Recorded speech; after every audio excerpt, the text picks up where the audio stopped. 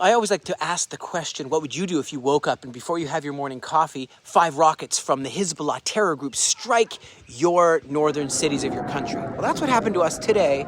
And I'll tell you what we would do. I'll tell you what we are doing. We're striking back hard. And in the Jazin region of southern Lebanon, we're striking back because terrorists will do what terrorists will do, and that's terror. And that's not okay. Our defense minister, Israel Katz, he says, yeah, we're not going to let this slide. You don't let it slide. Also in Gaza, they've shot us as well, and we're not going to let it slide. We're hitting back and hitting back hard.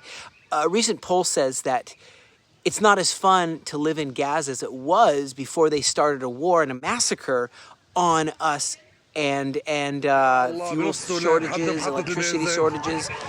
Just life isn't as fun, and more than half the Gazans would leave if they got the chance. Well, the management isn't working so good there in Gaza, is it? So maybe it's time to think of something new. I mean, Trump has put something just so phenomenal on the table. Nobody has brought anything that even comes close to it. And yeah, we're not going to allow for reality to return where firing from Lebanon, from Gaza happens.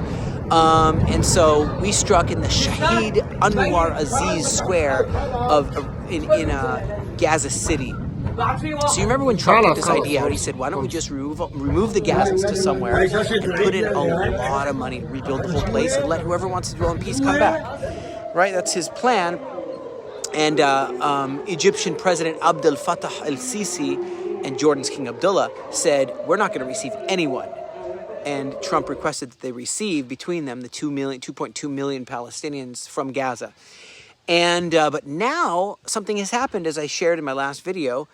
500,000, 500,000 Gazans, according to the Al-Akbar Lebanese source media, they say that al-Sisi in Egypt will be willing to welcome those, and a few thousand, King Abdullah of Jordan is willing to also receive it. The Arab League approved a $53 billion rebuild Gaza plan, but nobody actually said who would actually pay it. It wasn't approved to be paid by anyone. So that plan didn't really seem to go anywhere, really. I know that there is a migration administration being formed by Israel to be able to facilitate the moving out of those that want to leave and to move out. Recently I was in the Turkish hospital there, and I recognized with my own eyes how they turned it into a terror hub, how it's no longer used as a hospital, but it was used by the Hamas as a terrorist facility. And finally, that place has been removed once and for all. When you turn a place that was supposed to be used for good into evil, it no longer is a good place. And that's just the reality. The re-entry to Gaza, although small in nature right now, our re-entry of the IDF is still quite small. A lot of it's still prep for the big defeat Hamas entirely and Islamic Jihad entirely. But we're seeing that it's taking some time, but it will happen.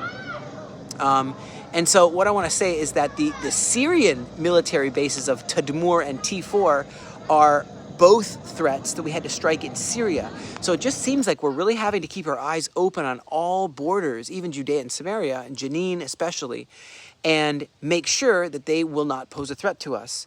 It came to me one day that you have to fight for everything. I said this in another video. It doesn't just come, easy. And these attacks on Israel are attempts that, even the Houthis shot us just now, right? Again, from Yemen. And they struck us. And everyone wants to prove that even while the U.S. has our back, in this time, they can still hit us. That's what they want to prove to the world. And you see what's going on in Turkey, what's going on in Syria, what's going on in Lebanon. What's going on all throughout is there's complete upheaval, complete tectonic shifts happening. We're riding this storm. We're surfing this wave.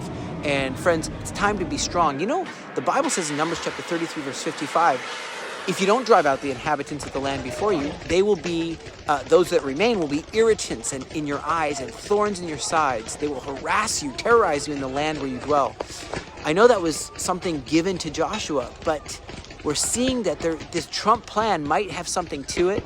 And I just want to encourage you with this Zephaniah chapter 2. It does say the coast will be for the remnant of the house of Judah. They will feed thereupon, Judah will feed thereupon, in the houses of Ashkelon. They will lie down in the evening, for the Lord their God will visit them and turn away their captivity. They're all coming home, friends. Take hope, take heart. God bless Israel. We love Israel.